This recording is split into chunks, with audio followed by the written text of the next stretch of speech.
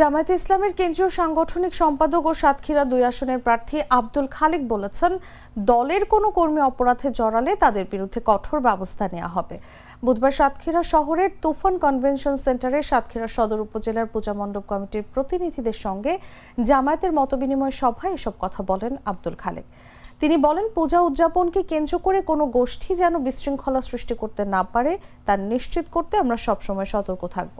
মানুষ তার ধর্ম মত স্বাধীনভাবে পালন করতে পারবে। আমাদের লক্ষ্য আগামীর বাংলাদেশকে কল্যাণমুখী রাষ্ট্র হিসেবে গড়ে তোলা।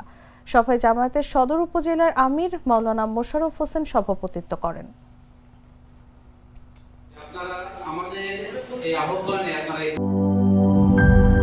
গুড লাক পেনের সফট অয়েল বেসড ইঙ্ক দেয় নিখুঁত লেখার আত্মবিশ্বাস। Good luck pen, make your lakh.